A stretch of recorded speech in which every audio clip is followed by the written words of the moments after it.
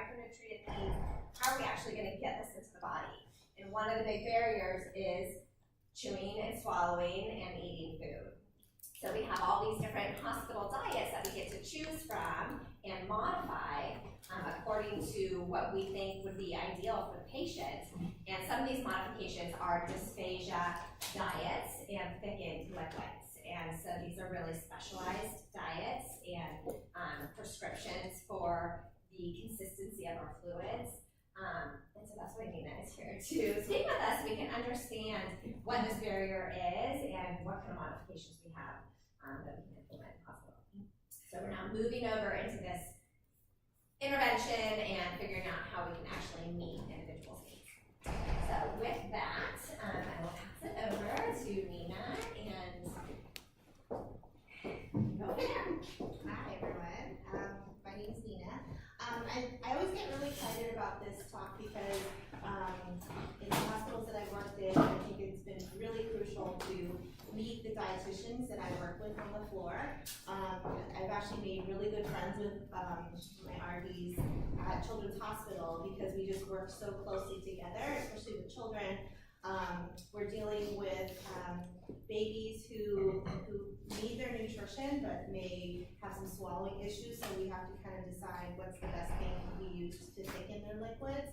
I also work with older children who are really picky eaters. They eat maybe 10 things in their whole diet, and the family's always asking me, what else can I do so that it ensures that they're growing and they're getting all the nutrition that we need. So it's a huge part of what I do is communicating with the clinical nutritionist team, basically, on is this child getting enough protein, if we need to increase the calories, what's the healthiest thing we can add to it, and they'll say something like, oh, add olive oil or coconut oil or whatever to their purees or anything to kind of beef up the calories. I also work with them in terms of increasing the formula density as well. Typical baby formula and breast milk is about 20 kcals per ounce. Per ounce. And oftentimes they have to get bumped up to like 24 or even 27.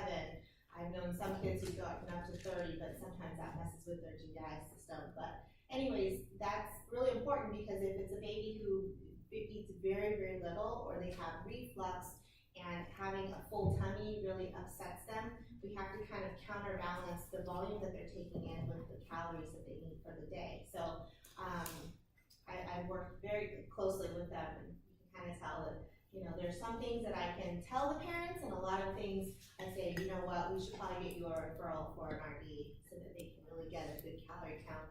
And they'll usually ask for like a 3-day diary thing, so they can count everything up. But yeah, we work very closely, so this is awesome. I'm very excited about this. Thank you. Thanks for making that connection. Yeah. And it's important to know, you're going to talk a lot about pediatrics, but this happens in adult populations. Yes, absolutely. So across the lifespan, absolutely. we have dysphagia.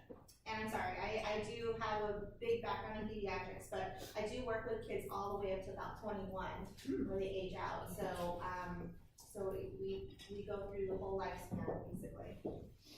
Okay, so our objectives is to understand the role of the OT and the speech pathologist. Oftentimes, you'll see either OT or speech ordered if the child has swallowing issues. Just depends on where you are. We'll talk a little bit more about that. Kind of basic knowledge of anatomical areas, the phases of swallow, and to just understand the impact of dysphagia with nutrition. And then I'm going to talk a little bit more about the swallow study. It's a test that doctors will order, and it'll kind of help us determine what is the safest consistency for a person to have. And then we'll also talk about modified diets and how to thicken liquids, and you guys will participate in that too. Okay, so just some background. Occupational therapy. It's kind of a weird misnomer kind of profession, I guess, especially when we say I work with kids and I'm an occupational therapist, and they say, wait, so you find children jobs? And you say no. The word occupation occupation is more about what occupies your mind and what is important to you. It stemmed from actually a profession of mental health, where we used to work with patients who had mental disabilities, and we used crafts and cooking and things that they felt were important to them in order to rehabilitate them. And then it kind of evolved into more of like a physical disabilities type of profession. So in children, I work with teaching them how to get dressed, how to brush their teeth, how to play, how to use their hands. We work very closely with speech therapy and physical therapy to encapsulate every piece of their life. So, you know, I'll work with a physical therapist who's working on getting the patient to walk, and then I'll have them walk to the sink to brush their teeth. So we work in many, many different ways. Eating is a huge part and is a huge occupation for a lot of people. I know it is for me. I love to eat, and I find that it's very important to many people. So it's a huge area that OT can cover, but it's also shared with speech therapy. Let's see. So in the medical setting, it's a little bit different than like outpatient. You're usually working with patients who are a little more critically ill. They usually come in for pneumonia or some kind of respiratory disease, and they're usually sending a referral to us to kind of investigate what's one of the causes that could be possibly making them sick. So we'll often use kind of a bedside evaluation to see what they're eating and swallowing and chewing and all the oral mechanisms, how they're working together. If we suspect that there may be something wrong, we may do either additional trials at the bedside, or we'll decide that maybe we do need to do the modified Graham swallow study. And we'll go into that more later. So I wrote down at the bottom geography. So it may be kind of confusing because you might work at one place and then your friend works at another place, and you know, OTs do the feeding in one place and the speech therapy does it in another. So I just want you guys to know that it is a shared area. I focus a lot more on like the self-feeding part of it. Is it part of their daily life? Are they enjoying it? Is it their well-being? Speech therapists will also address that, but they have a greater focus on more of like the pharyngeal area and what causes breathing and talking as well. And so even though we share that area, we kind of have different points of view. So here's basic anatomy. So let's see.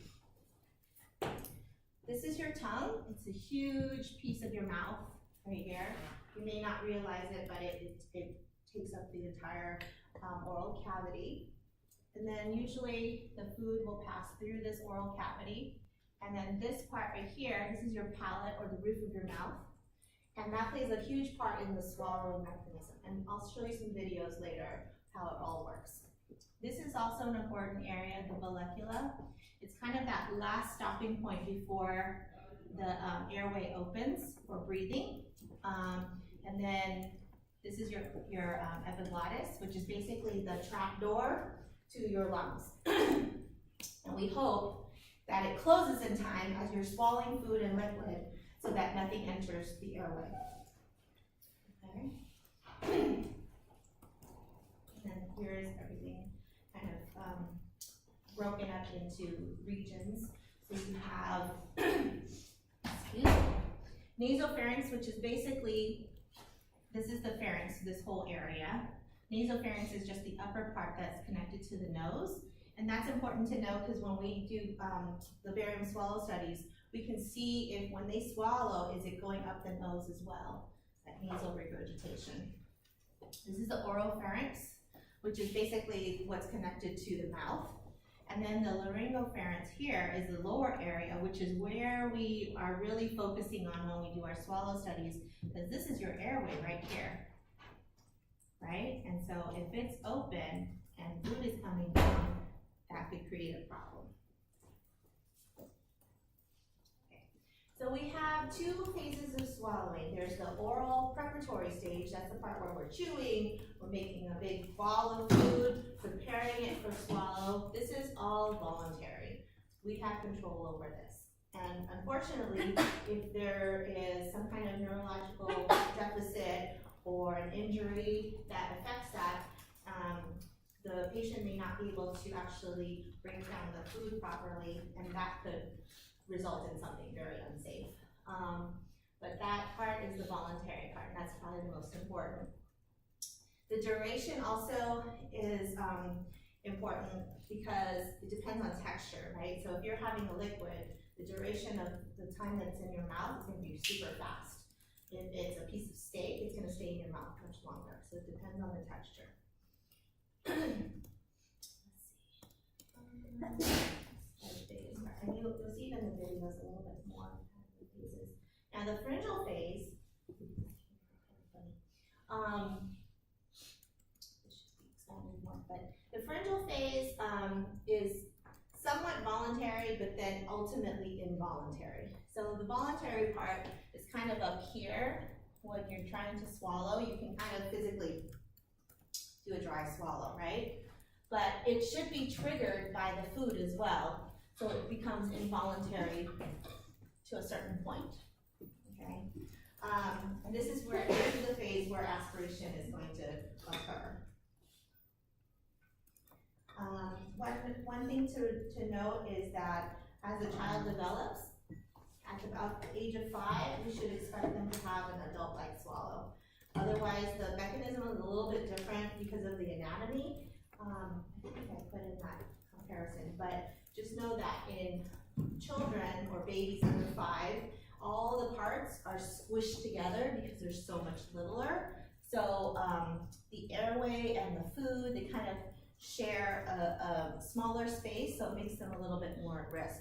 Also, the anatomy is a little bit more immature. The structures are not as rigid, so you can run into problems there as well.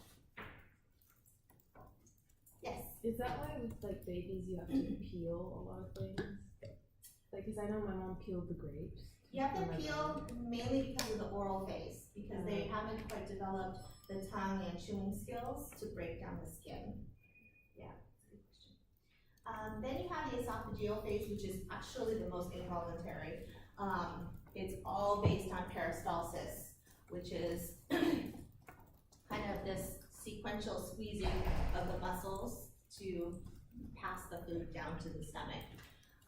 When peristalsis is not working, sometimes you might have motility issues and it'll come back up and then it'll reflux. And I'll have a picture of reflux in a little bit. Okay. I'm gonna try this, so let's. This is actually out of the slides. Okay. Yeah. Yep. So this is.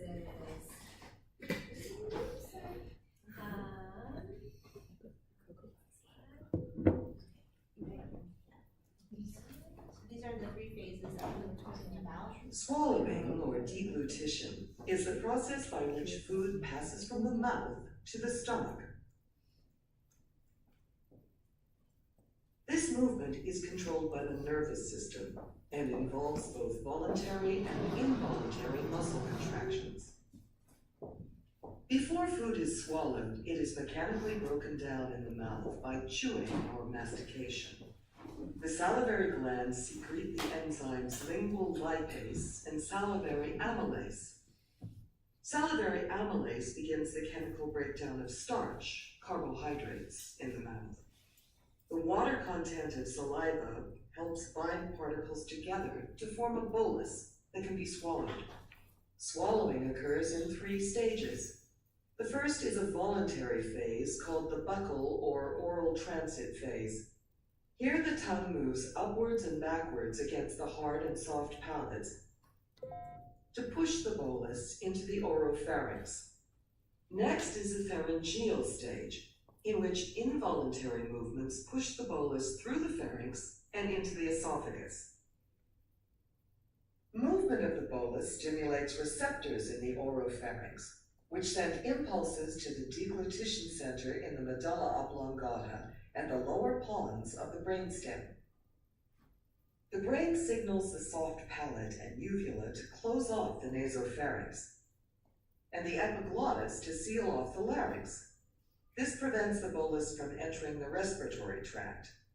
The upper esophageal sphincter relaxes to allow the bolus to move into the esophagus and contracts to reduce backflow into the pharynx.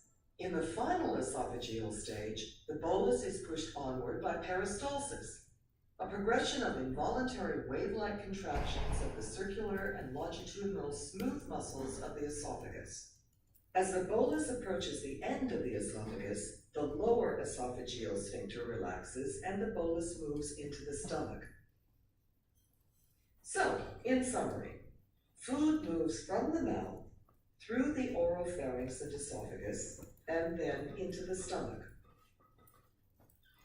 So you said aspiration risk is the highest in the second stage, but it can happen in all three stages. And can you tell me why in the second stage it might be that's where it's the highest risk? Well, it's where you have the epiglottis and all the other structures that kind of coordinate the closing of the airway while the food is, or liquid is passing through.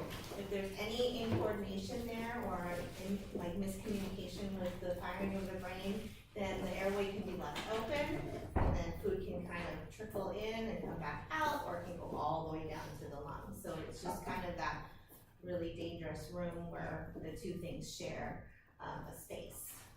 And we'll talk a little bit more about reflux, which can also cause aspiration. Okay, so we talked a little bit about what happens when things don't work properly. The biggest thing is dysphagia, which is basically difficulty swallowing, and that can be expressed in different ways. One could be just needing additional swallows to clear the bolus. It could be on the other end where they don't swallow at all and then the food gets stuck and they either cough it out or it gets aspirated. There's also a degree of laryngeal penetration where maybe the epiglottis is a little shortened or there's an anatomical issue there where the door isn't closing all the way. And so what happens is the patient may swallow the bolus, especially liquids. Some of it will try to enter the airway, but then it comes back out spontaneously.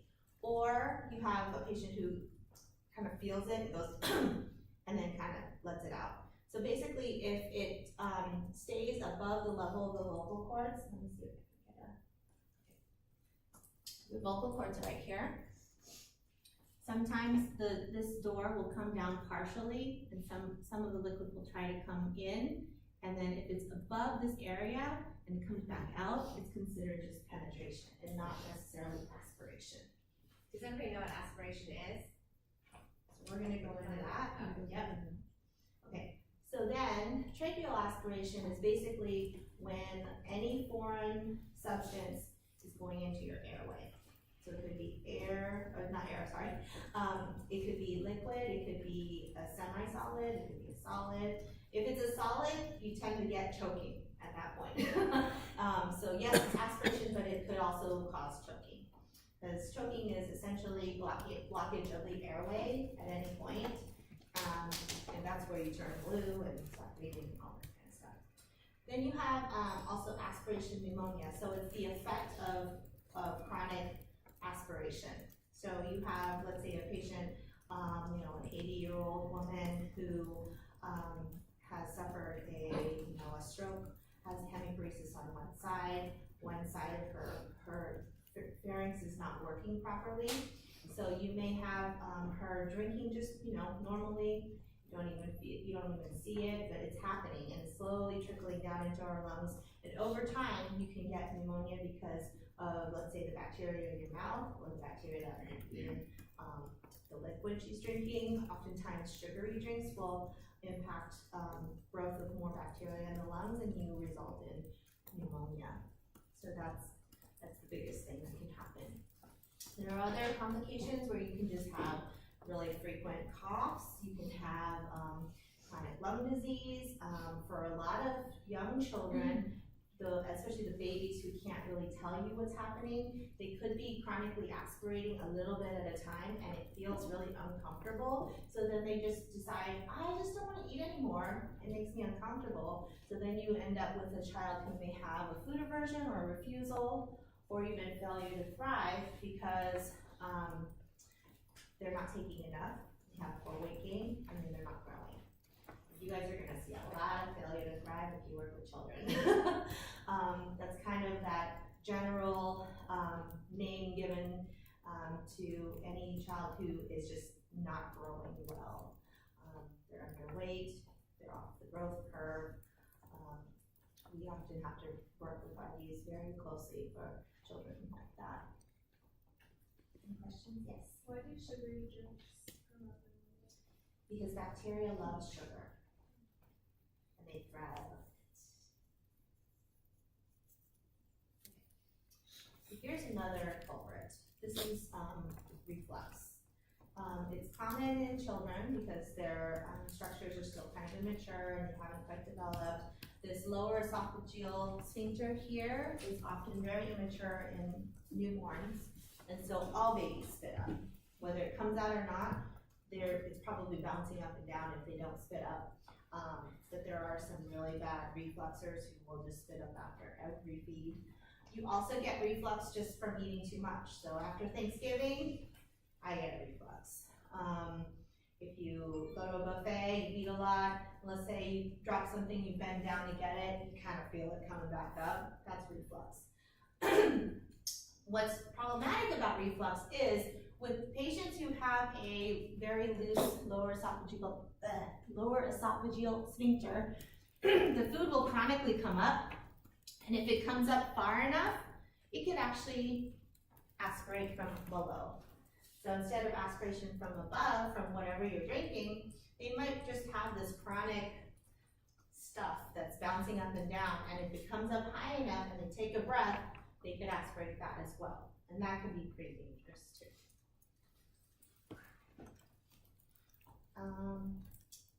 And reflux you can see throughout the lifespan, especially as people get older, reflux increases. So it's kind of like a dip. You start out high as a baby, it kind of improves as you sit up, and you're active, you're a kid, you're healthy, and then teenager, college, you're good. Then probably when you're closer to like your 50s, then things kind of slow down like everything else, and so does your GI system, so then reflux tends to happen. So that's why you got heartburn in your grandpa. You might have, your grandma might have issues with just like digesting things, she just doesn't eat as much. So it just occurs that way, and the reflux kind of follows that as well. Okay, now going to something kind of like the higher level of assessment. So I've done, let's say, a bedside evaluation, I've watched this child eat and drink, and I suspect there's something not right. The red flags could be something like they cough after, as soon as they take a drink, they cough every time.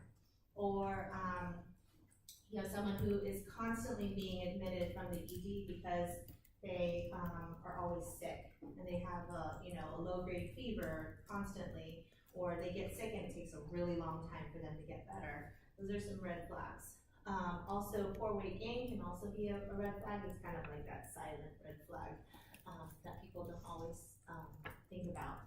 But it is a study, and I should have put a video of just what it looks like in radiology, but basically the patient comes to radiology, they sit in a chair, the x-ray machine is off to the side, and the radiologist will turn on the video, or pretty much the x-ray, while the patient is drinking or eating anything with barium.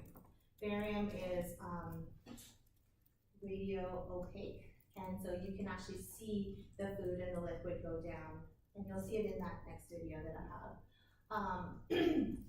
What's important is that this test is used as a tool in problem solving the whole picture. So sometimes I'll say, oh, this patient didn't aspirate during this test, but I suspect he probably is, because one, he didn't eat very much during my study, and two, all the other evidence points to aspiration. So it's just one of those tools, and we look at it in terms of mechanism of swallow. Is there a delay? Maybe there was a little bit of penetration during that study, but you didn't necessarily aspirate. You kind of have to give all those factors to the medical team when they're looking at, you know, the differential diagnosis, what is the cause, and what do we do about it. And the purpose is, you know, really to see what is the patient's risk factor for I guess it's functional swallow. We also use it as a tool to problem solve what is the optimal texture for the patient. So, okay, this kid comes in drinking thin liquids, eating a regular diet, he's having trouble. So during this test, we have the opportunity to thicken the liquids with thicker barium and have him swallow that. And sometimes you'll see improved coordination, sometimes you'll see that there's no aspiration, no penetration, and you go, oh, okay, maybe he's just better off on nectar thick liquids instead of thin liquids. And this is one of those ways that we can really problem solve what our next step will be. Sometimes actually we can even see the reflux happen as well, which sort of confirms some of what we see clinically.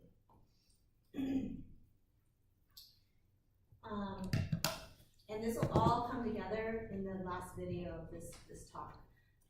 So with diet modifications, you know, based on what we see in the video, sometimes we'll have them chew different consistencies.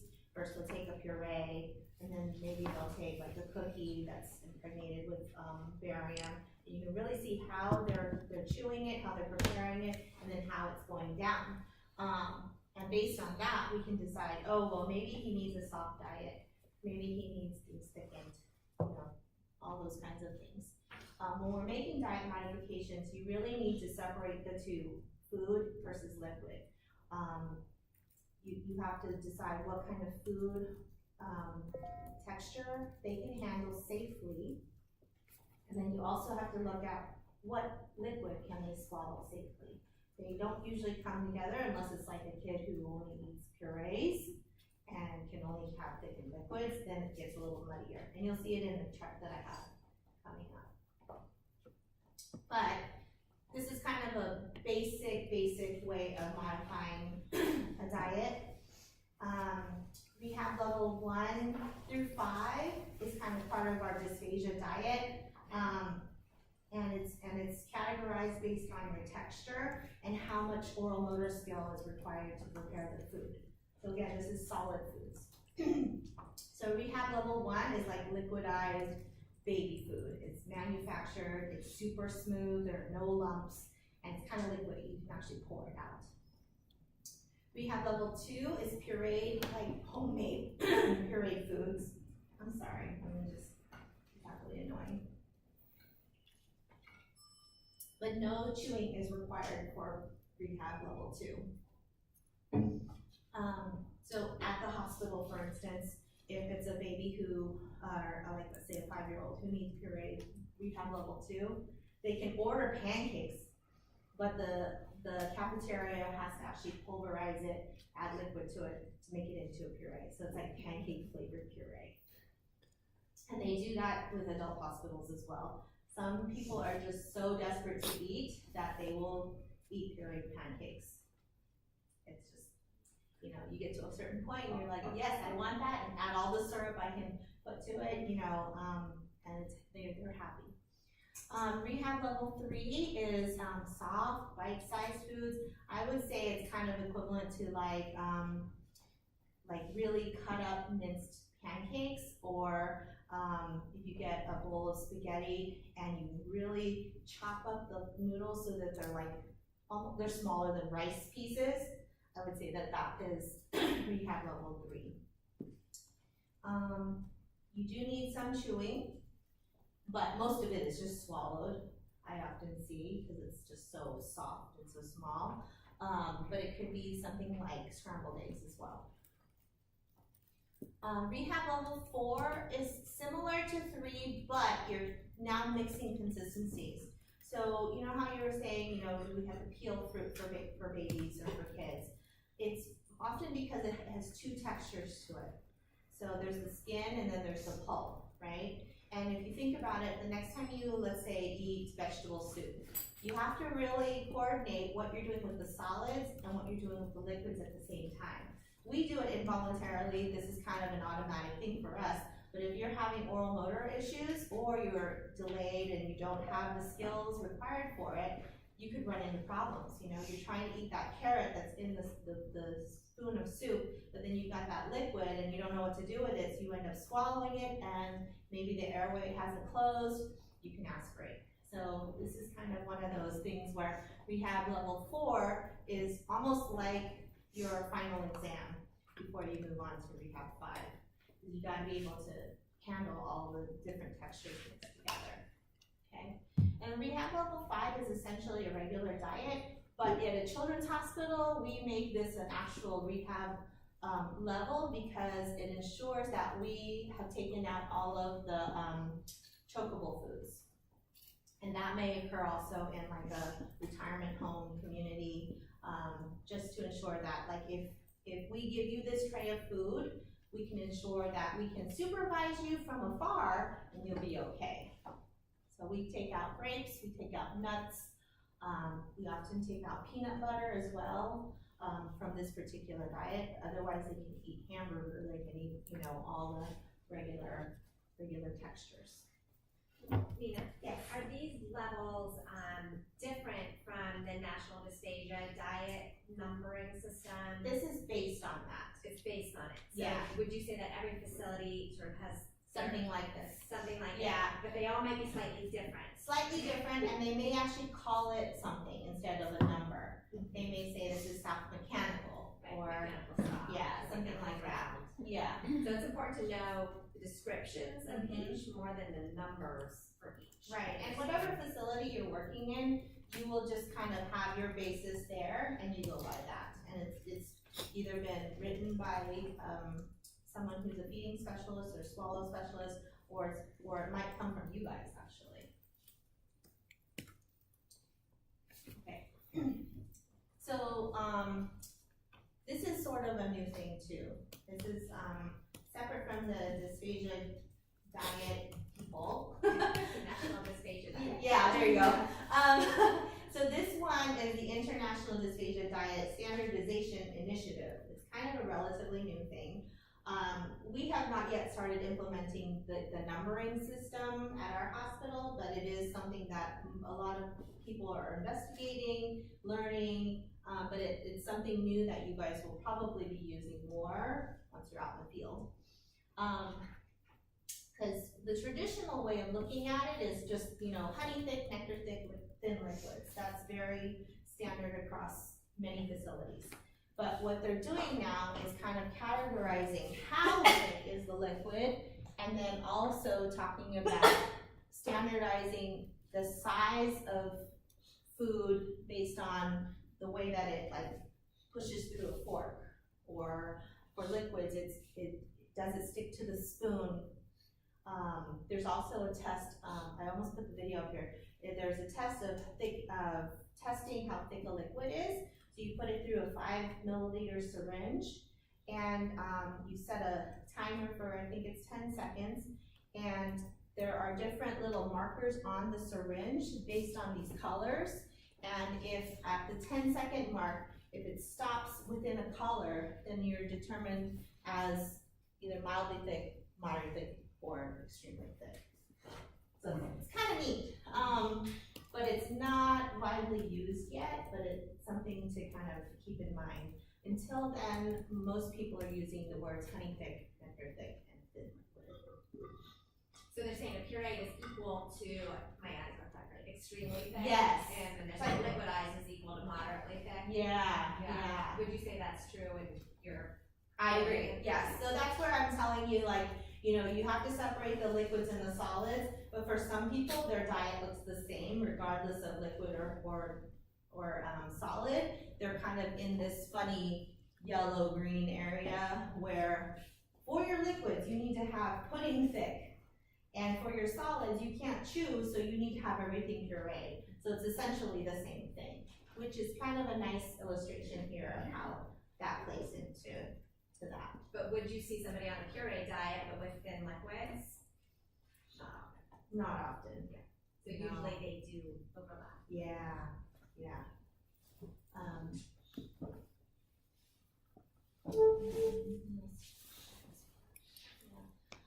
If you're interested, you can always look up their website, and they do have lots of cool videos of just how they test the solids. There's also pictures of, they're very scientific about it. It's like the spaces between the tines of the fork need to be within this distance, and then if you smush the food, it should come through very easily, or it doesn't at all, or if you smush down the food and it bounces back and it stays kind of in the same form, like let's say a grape, you do that with a fork, then that would be considered a regular consistency.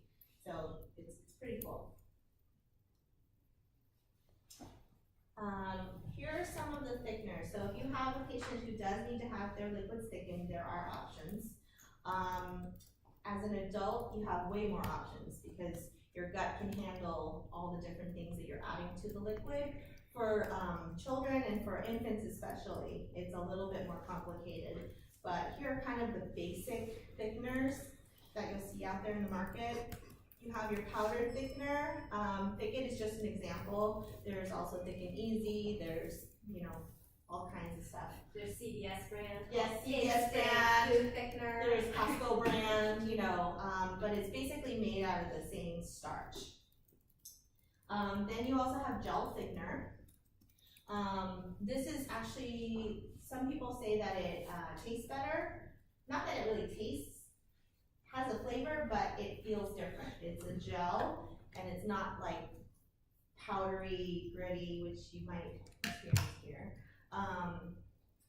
And it also lasts longer. So for a lot of parents that I work with, they prefer the gel thickener because they can mix everything ahead of time, like a big batch of it, and send it to school. And they don't, the school staff doesn't have to bother mixing. With the thicket, it actually gets thicker over time, so you have to prepare it as needed. So it's kind of a pain for a child who's going to school, and you have the teacher who's the one that's kind of watching them. So there are pros and cons to the different thickeners. Or you just go with rice cereal or oatmeal cereal, especially for babies. It's cheap, it's easily found in the stores. But there are a few setbacks, and this has come to me actually from my RD friends. It contains carbohydrates, so that adds to their calorie count for the day. It does supply them with some iron, especially for babies who are breastfed. There's not a lot of iron in breast milk, so it does supplement their diet a little bit. But there's also reports out there of there being like too much arsenic in rice cereal, and it also counterbalances the amount of hydration that they're getting, and so there's just kind of a lot of lots of thoughts about all the different thickeners. So when you're looking at a patient and how you're recommending, what they should use, you kind of have to look at all the different factors involved. One important thing to know though, anything that contains xanthan gum, it recently, probably in the last 5 or 6 years, was not recommended for any children under 1. And it was because of a few cases of necrotizing enterocolitis, neck, where basically part of your valve kind of dies off. It was found in some babies, and a lot of it could be just from, some of them were extremely premature, so their GI system didn't really develop, and then run into problems. So they basically just said, just don't use it for children under 1. So, Me and my question. yes. So you mentioned hydration here, and so Katie was like, wait a second, so all the liquids are thickened. Do you know what the prevalence of dehydration is in people that have Well, dysphagia? From what I've seen over the years I've done this, we haven't really had a hydration issue for anyone who's on honey thick and thinner. When you get to like pudding or puree consistency, then that's when you run into problems. Because there's kind of like that offset of the hydration. They also don't drink nearly as much when it's so thick, you know. If you think about it, you know, you should have like a liter of water a day, essentially, ideally. But to imagine like eating a liter of puree a day is kind of off-putting to me. And so then you kind of get into this vicious cycle of like, I'm not hungry, I don't want to drink it, I'm not thirsty, and then I'm dehydrated, and so it's just. So you don't really see it unless they're on pudding. Yeah. Otherwise they. Yeah, and oftentimes by then they have some other supplemental feeding method like an NG tube or a gastrostomy tube. Okay, so here's one note about breast milk. So, you've got a baby who's 6 months old, breastfeeding, and then suddenly needs to have their food thickened. We used to use that Simply Thick gel because that was the only thing that could thicken breast milk. The issue with breast milk is that it's live. It still has live enzymes that just eat away at all the starch. So you add thicket to it, mix it around, it gets thick for a couple seconds, you leave it out, and then it's thin again. It's magic. So we were using the Simply Thick gel for breast milk babies, but then that got pulled. And it's for babies 1 and under, which is where you're getting the breast milk mostly. So over the years, there was this new product that came out. It's made of tapioca and carrot bean gum, and apparently this is safer. And it's more widely used now. I remember first hearing it from a mom who was just like on the internet talking to Berkeley Mothers Group or something. And they're like, this is the best thing ever. You can keep breastfeeding your baby, because when the FDA pulled the Simply Thick gel, we had to start saying, oh, I'm sorry, we can't have you give breast milk to your baby anymore. We're gonna have to substitute with formula. And that was like a huge uproar. So we're lucky to have something like this now. It's not that it has to come from this particular brand, but just know that there now are options. Because it stays thick. And it does stay Yeah, thick. the tapioca is Mhm. starch, so I would think it would still. Right, and somehow it's, you know, and it's funny because it's actually a powder that you add, and then it just thickens it up. I still don't understand it, but it works. So there are now options for our little ones. Okay. All right, so here is video.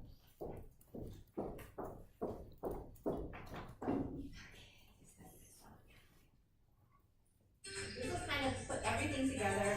It's kind of a hokey little video, but I like it because it explains everything. Earlier, we showed the movement of the throat swallowing food with perfect timing. Right before food enters, the epiglottis covers the trachea, so food gets passed on to the esophagus. This is my modified random swallow. The act of swallowing is controlled by the cranial nerves and is a perfectly coordinated reflex that takes a mere half a second.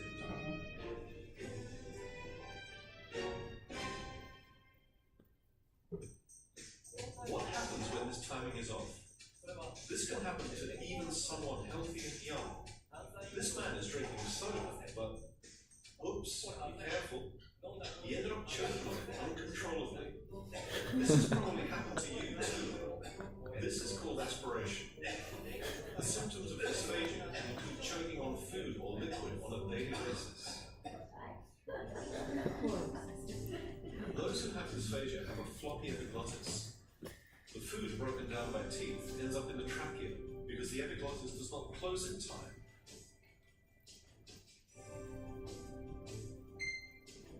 It doesn't have to be Or floppy, because it the should swallowing just does not not work. take place while the epiglottis is closed. This is what causes aspiration. So that's an incoordination right there. In many cases, repeated aspiration is caused by problems with the brain function triggered by strokes, Alzheimer's disease, and other disorders associated with aging. Aspiration should not be taken lightly, as it can lead to serious cases. This is aspiration. This is an X-ray image capturing the mechanism of aspiration. So there's a delay there. You should have swallowed a long time ago. Now it's just pooling You in can that see liquid pharynx is slowly area. collecting inside the trachea. And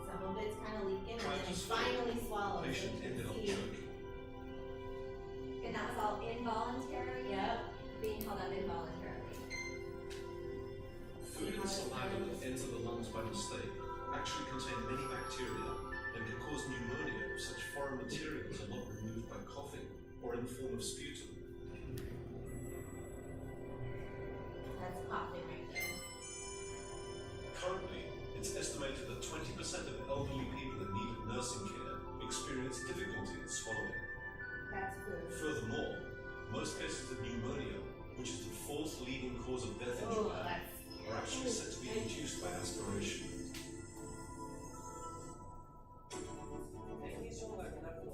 Dysphagia can make eating a challenge. So then, how should people with swallowing difficulty obtain nutrients? One solution is to be on a dysphagia diet.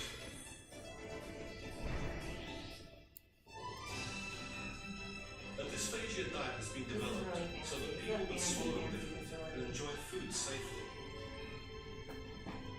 Japan has world-class technology for developing a diet suitable for those with dysphagia.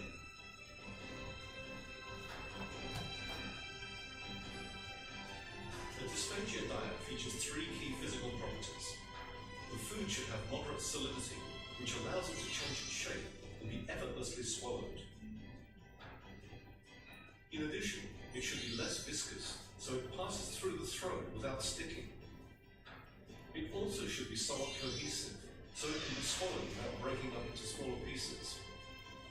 Only after satisfying all these properties is the food suitable for swallowing.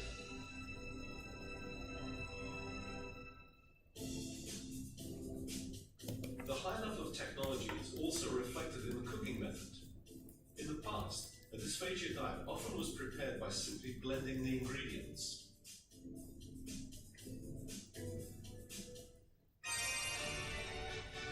By controlling the physical properties and incorporating creative cooking methods, it's now possible to prepare a special diet without compromising the appearance and taste of the original ingredient. And Hormel actually makes these things now. Like there are these pre-molded waffles.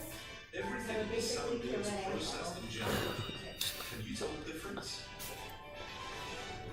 So it's like a pureed waffle, and then it's in a mold, and then you just peel back the bottom and just pop it onto the plate, and it looks like a waffle.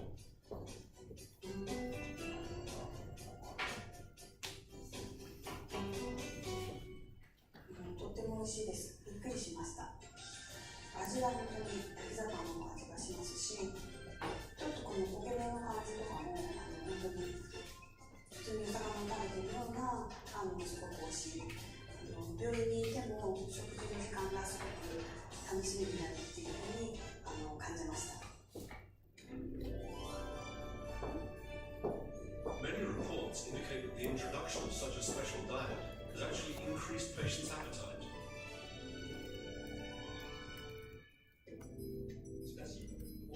However, there are people that have trouble obtaining nutrition from food because they develop pneumonia caused by repeated aspiration. The solution for them is tube feeding, a method of providing nutrition without passing food through the throat. So it said that the food needs to be less viscous. So it's viscous in a way that it stays together cohesively in a bolus, but you don't want it to, you don't want it to be so viscous that it coats and sticks to the side of the pharynx or any of the structures.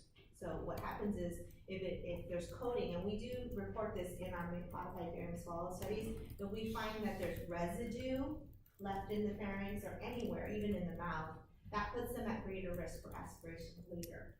So they may clear the bolus, but there's still residue there. If it kind of collects over time and hangs out close to the airway, and then they take a big breath, that could inadvertently go in later. We often call that sometimes a delayed aspiration, or maybe you'll see someone who has a cough like 30 minutes later, and that may be because of some residue or cooling that just didn't clear.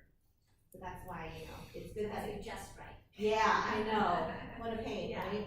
So like I often, people are like, well, can I just give them rice?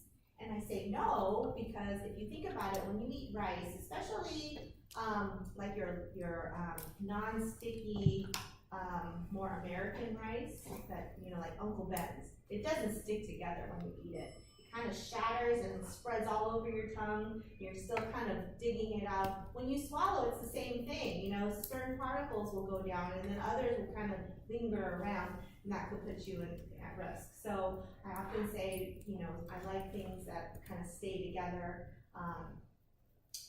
while it's in the mouth. You're not getting a lot of particles in the mouth. That's kind of a good way of knowing what's safer. Yes. When the people cough, do they just cough back the residues to the aspirin? Sometimes. So some people have a strong enough cough to clear the airway.